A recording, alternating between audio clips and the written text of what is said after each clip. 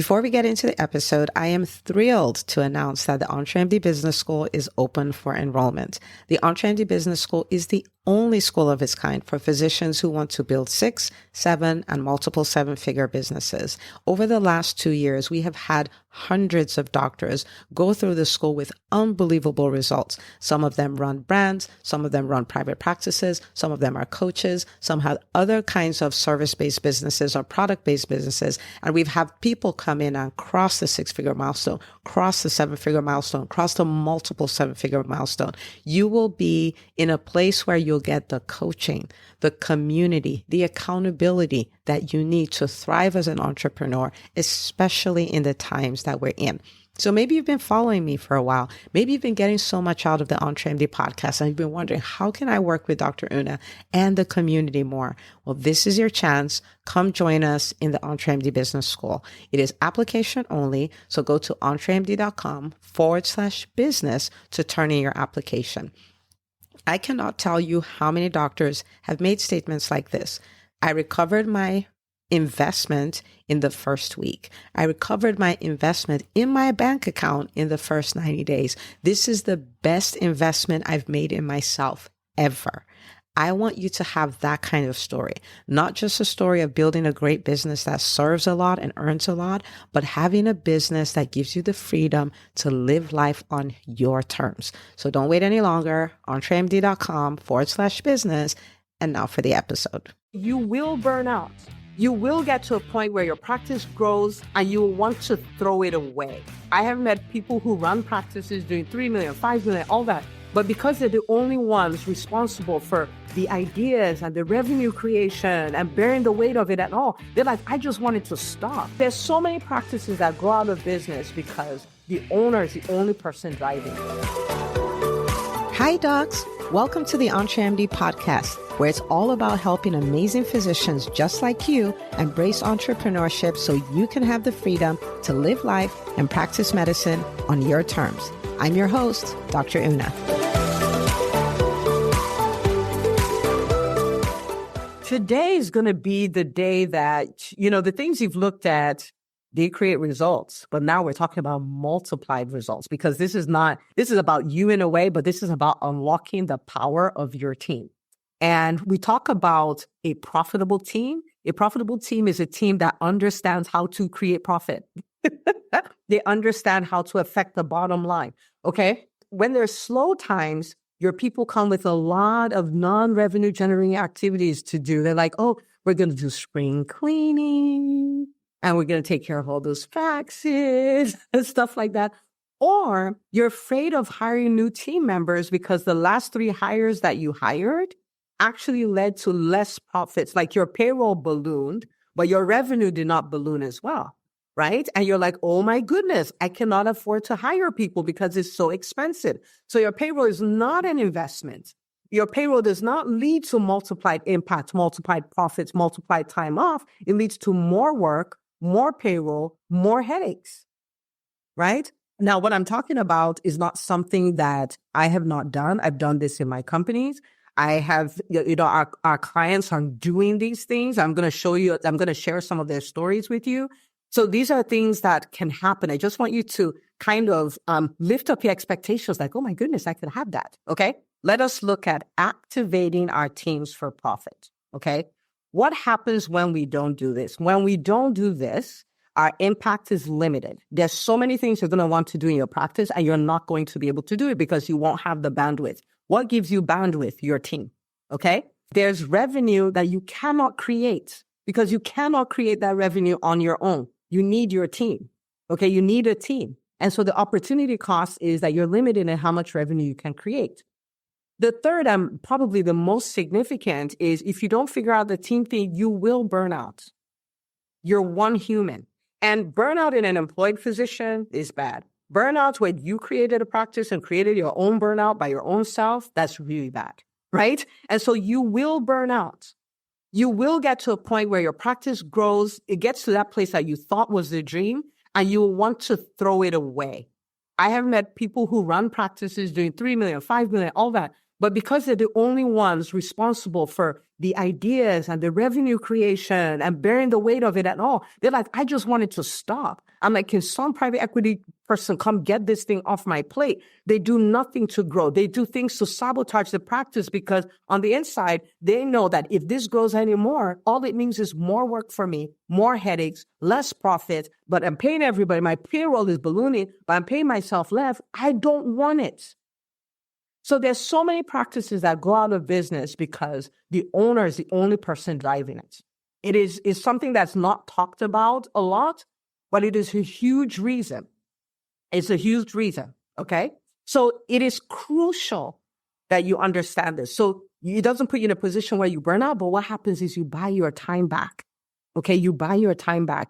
You have time to do the things that matter to you. You have time for yourself. You have time to breathe. You have time to think. I've talked to so many doctors and they're like, I'm just drowning in my practice. I don't even have time to think because I'm the only one here. I'm the only one putting out fires. I'm the only one doing everything. It is so beautiful. My private practice, I'm not telling you something that cannot be done. Okay. I don't necessarily teach concepts that are just cool and interesting. I teach things that I think are cool and interesting and I've done and I've helped other people do. There's only one thing that I practiced for a short period of time and I talked about it. And I told the people when I was sharing it, I was like, look, the results of this were just too wild. I'm sorry. We need to talk about this now. But otherwise, I test things. Okay. My practice has been a practice doing over $1 million for years. Okay. For the last 3 years, this $1 million practice, I have not set foot in it because I've built the team I'm trying to tell you about. Now, everybody at the end of the day, you're going to want to exit your practice one way or another. We're all, because people are like, no, I just want to do this forever. You can't. For one, you're going to leave the planet. Okay, at some point, you're going to leave the planet. So you're either going to shut it down, you're going to pass it on to your family, or you're going to sell it one way or another. If you do not have a team, you have a practice that may be worthless. And please understand, I say this with respect. I'm trying to explain something to you, the opportunity cost of not figuring this out. Because if you have a practice and you are responsible for everything, you have a job. You built a job for yourself. If somebody wants to buy it, they have no evidence that it will work without you. And so even if they did buy it, they would buy it for peanuts. If you did have a team, the value is so much higher. So when you hear people say a private practice is not worth anything, just by the charts, that's why they say that. But if you have a practice that is team-led, and you're not going to get there in 2 seconds, it's a process. But if you have one that's team-led, there is evidence that it works without you. Then now we're talking. So I'm going to give you 3 things, okay? They're very simple. They're very powerful. If you do them, they will rock your world, okay? All right, number one, you're going to define the RGAs, revenue generating activities. You're going to define the revenue generating activities for each role in your company. There's nothing like this is what front desk people do, or this is what medical assistants do, or this is what billers do. That's fine. But you are going to define what is the RGA for each position. So it is crystal clear to you how each role creates revenue. Because this is what, and I'll speak from my own experience, right? You hire front desk, you're like, oh, the people in the front, the girls in the front, right? What do? Oh, they greet the patients, they check people in, they do that. As long as you think like that, just so that if you think like that, you're throwing away money. Just so that if you think like that, your team is not carrying any weight because what do? They greet the patient. Hi, welcome to IPD Pediatrics, right? And then they check them in. That's it. So we have to understand, okay, fine, this is some of what they do, but how does this role create revenue? Why is this important? Why did you start the practice? To help a lot of people and to create revenue, right? Like it's a win-win situation. So you take care of them, they take care of you, period. That's the way it works, okay? Now, when you bring on team members, the team members don't come to just do random things. They come to help you do those 2 things, to take care of people and create revenue. If you can get this concept, it changes everything for you. You are there to help people and create revenue. When you hire team members, they're not there to do random things. They're not there to do the most urgent thing. They're not there to do the things that, patients are complaining about this. Let's hire somebody to do this. Great. They're going to serve and earn. Once you can get that equation together, then you have unleashed the profit creating ability of every member of your team. And that is pure magic. Okay. So I'm going to define, I'm going to give you examples because I don't want this to be in the sky. You don't want anybody to get lost. So hear me out. You have a front desk person. Okay.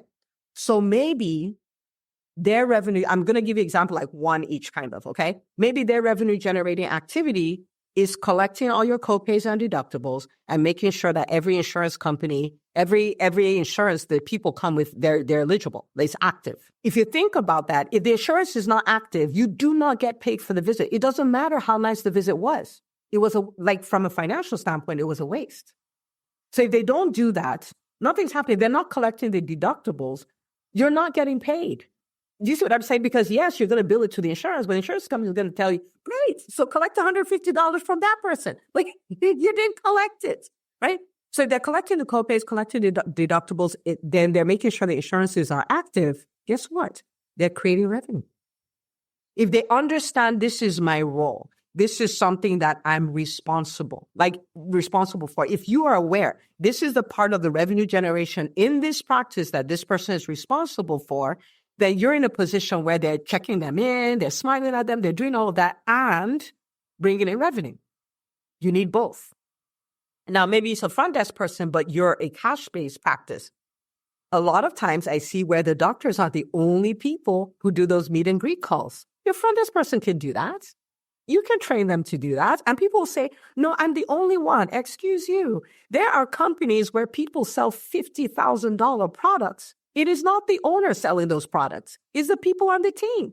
So you can train your person to do those calls and enroll people in your practice. I want you to think about how much peace and quiet, how much freedom you have if you're not the only person who has to do these calls. Just think about it, right? So if that person, for every 10 calls, let's say they're not even that good. For every 10 calls, one person says yes, or every 10 calls, two people say yes, right? Then they can have a metric like, this is the number of people I enroll every month. Then it goes from this thing where people, hello, I'm trying to take care of that. They don't do that because they understand. I enroll people. I enroll people into membership. The way they show up, the way they do everything changes. But it doesn't start with them knowing. That's our job as the CEOs. Okay, we have to know. So this person serves, I know how they help the patient, but how do they earn? How do they create revenue? It may be your medical assistant. For the medical assistant, it may be as simple, this is what we did in our practice. Everybody who comes in for an appointment leaves with their next appointment. So think about it. If you have 20 patients on your schedule, and of course, some people are, no matter what you do, they're not going to schedule that appointment. But what if for every 20, you have 17 that's scheduled? That means your MA is creating 17 new appointments every day. Cha-ching, cha-ching, cha-ching, right? Your schedule stays full because every appointment is creating more appointments. They understand this is my role. This is how that creates revenue. Maybe for you, it's more so that they free up your time so that maybe without them, you would see 10 patients. With them, you can see 15 patients. So they free up your time so you can generate more revenue. Do you see what I'm saying? Like, just think, how does this role create revenue? Because if they're only serving the clients and they're not creating any revenue, that's deadweight, that's heavy, that's going to hurt. When you see your payroll, you break out in hives. Okay.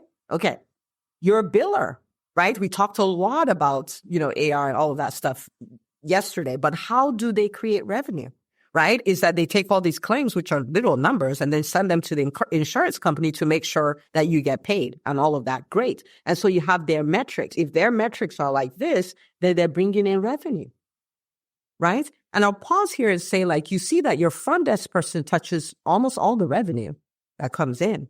Your biller also touches almost all the revenue. So we got to know how they create revenue. And we have to hold them accountable. We have to have meetings with them. We have to do all these things because that's where all the revenue is. Okay. Your office manager, if you have an office manager, whatever your goals are for the year, that's the way your office manager creates revenue. Those become that person's goals, him or her. So if your goal is, this year we want to bring 2 million in revenue, you've reverse engineered it. That means we need to see this number of patients. That becomes your office manager's goal. You cannot have an office manager that has no idea what your vision is, because that person cannot help you to create revenue. Because there are office managers who think that their job is to work the schedule of everyone that is there and put out fires. What a waste of an office manager. They can bring so much value, but you got to define it. So for instance, and I think when I get to metrics, I'll break down the office manager one, I'll break down that one for you, okay? But whatever your goals are for the year, those become the goals of your office manager, right? Because they're there. As a practice owner, you have three hats. There's you, the clinician. There's you, the manager. There's you, the entrepreneur. When you bring up an office manager, you need to be able to get rid of you, the manager. That's the point. You brought them in to take all this stuff you did, put it on a person, and just let the person do their thing. If you don't define it, you will waste the potential of the people you work with. You just waste it. So you're paying them a ton, and you're not getting a ton of ROI. But from today, we're going to get a ton of ROI. Okay? So that's number one. Number one, you have to define the RGAs for each role in your company. The second one is you need to train your team on those RGAs. Now, there are things that we do when we hire people that we just picked up from wherever. So we want to hire people. We're just like, look, warm body that wants to work with me. Yay, let's hire this person. And then we hire the person. And then when we are done hiring the person, we're like, oh, I guess when we hire somebody, you're supposed to do onboarding. So we start showing them all their logins. We start showing them the break room and all of this stuff. That doesn't have anything to do with anything. Okay? Your onboarding is legit. These are the things you do to serve our patients in the highest capacity. You train them on that. These are the things you do to create revenue. You train them on that. That's your onboarding. Okay? We don't pull it up from the internet. We don't ask, what do you do for onboarding? And then you copy and paste. No, because you may want something completely different from what they want. So as far as the revenue piece, unlocking the profit potential, the things you defined in the first one, defining the RGA, you now train them on how to do that. Right? So you want your front desk collecting your copays and all of that stuff. You train them on how to do that. You train them on the fact that patients will come, of course, and say, oh, I don't have it today. Can you bill me? And you empower them to go like, don't worry about it. They got it. Okay? If you hold them accountable, it will magically come out. And I'll give you this example. When in my practice, I used to bill people for their copays until I found out like the time they're really motivated to pay you is when they're right there before they see you. That's when they're motivated to pay. Okay? And so we changed the policy and we're like, nobody comes back to, into the exam rooms until they've paid. And our patients will go like, oh, but Johnny has a fever and I don't have it today. He really needs to be seen today. So we would play them. We would play the game. And we're like, oh, there's an ATM down the street. They're like, oh, no, like, I don't have it. We're like, okay, well, we can reschedule Johnny. I mean, we can see him first thing tomorrow. Every single time, a miracle happened. They will put their hands into their purse or their pocket, and magically, money will appear. Every single time. I was like, well, looky here. They didn't have money? No, they have money. It's a miracle. It's amazing, right? But you got to train your team on stuff like that. You have to train them. You have to train them about the money drama. You have to train them on that stuff, right? But you train them on how to collect so they can excel at their revenue generating activity. It could be a medical assistant. And they're like, oh, by the time I get the vaccines or by the time I give them their discharge instructions, they don't want to schedule an appointment. That's okay. Like for me, I'll use pediatrics. When they come for a 2-month checkup, their next checkup is a 4-month checkup. So while you're doing the vitals, you're like, oh, real quick before Dr. Una comes in, let's just go ahead and take care of that 4-month appointment and schedule it. So once you're done and I give you your vaccines, you just leave. You don't have to wait for anything. Like who wants to have a baby that just got shots and you're standing at the front desk to schedule an appointment? They all schedule, but you got to train them on that stuff. Do you see what I'm saying? Like you train them so they can win. You've shown them the basket. Now you show them how to score. That's what we're doing here. So when it comes to office manager, let me just pick up some random metrics here. So let's say one of them is you decide, I have a private practice. We have 4 doctors here. We want every doctor seeing 20 patients a day. That's my vision for 2025. Okay, so I'm making this up, 2025.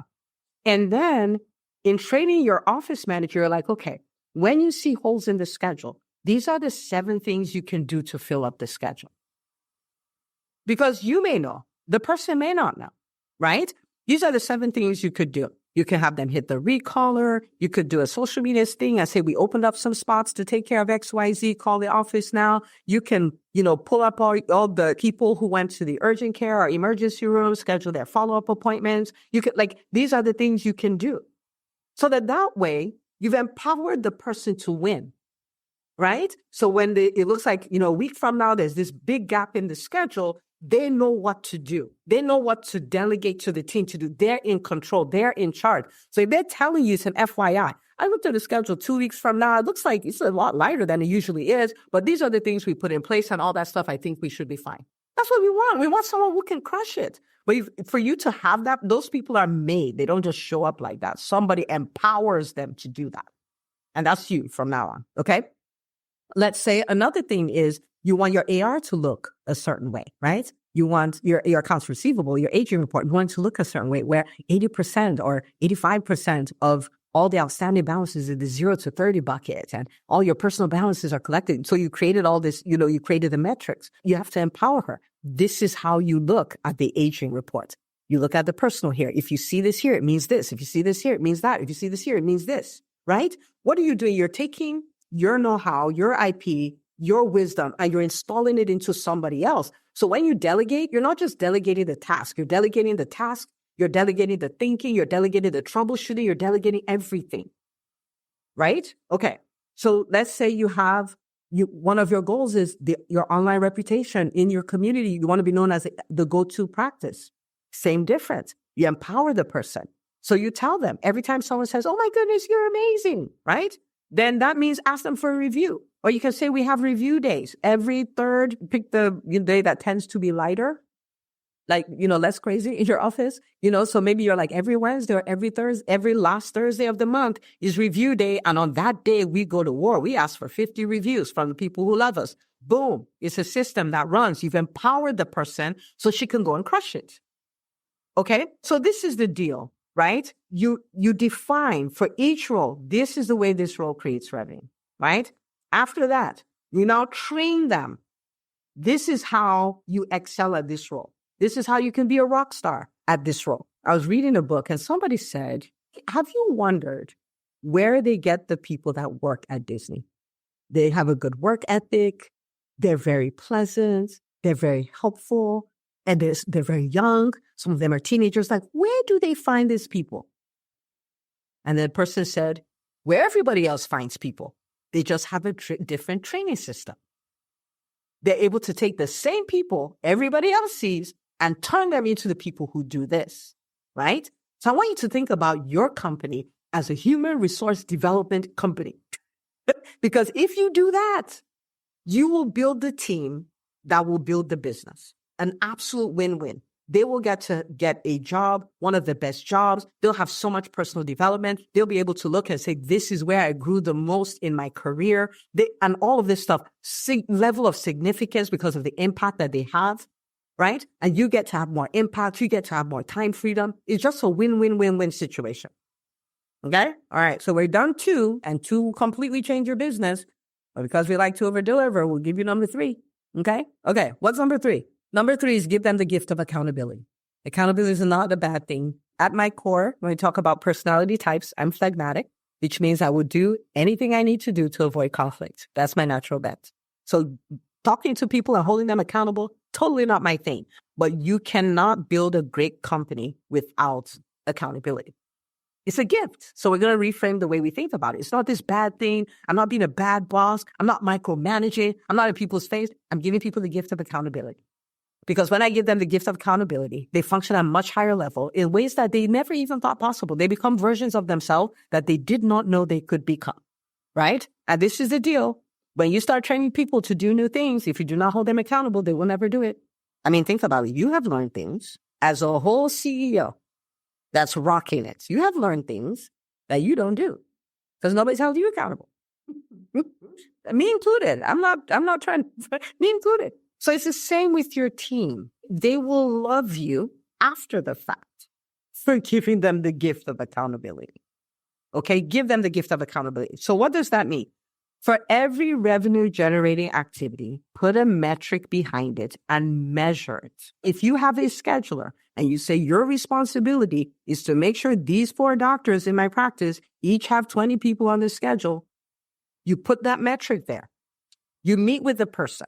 In the beginning, it may be on a weekly basis, and you pull out the numbers. Okay, so Tuesday, we had an average of 15. Wednesday, we had an average of 13. Wednesday, we had an average of 20. You're like, okay, so I know we talked about these things. So talk to me. What is the challenge here? How can I support you? Because I know you want to win and I know you can do this. And they're like, well, what happened was, the lion came out and the lion said, oh my goodness, if you try to schedule somebody, I'm going to bite you. And they come up with all this stuff, right? You love them, be great. And then you help them. You help them. You coach them through it. And then you hold them accountable. So you're like, okay, great. So what do you think if we did this and did this and did this? Okay, I think that would work. Okay, you did this way. You can change it and do this way. Okay, great. So we're going to meet again next Friday and see where we are. It's work. But the thing is this, if you do